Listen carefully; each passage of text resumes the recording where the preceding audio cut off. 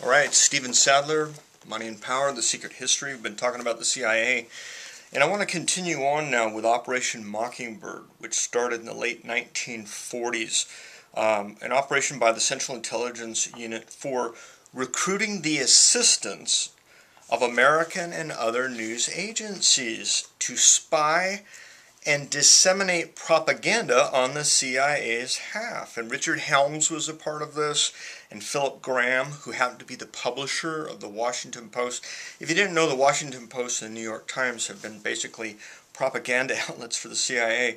But it goes on, and by their own admission, all this information you can get from the CIA itself or from congressional testimonies.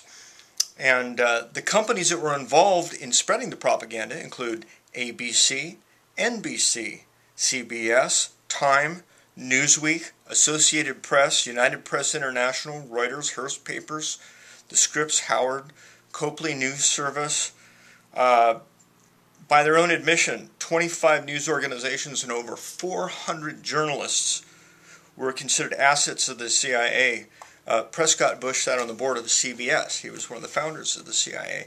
So a lot of people don't realize that our media is controlled by the intelligence services of our country. We get spoon-fed what information you're supposed to hear, and you don't hear other information. Like there have been massive rioting and all kinds of things going on in Europe right now, this being Labor Day 2011, and very little of this is being reported in the American press. I noticed when I lived in Britain and I'd come to America and I'd see what was reported on the news, they weren't telling the people of this country half the stuff that was going on in other countries. So it's important that everyone's watching this know that you're not getting information except what the government wants you to hear.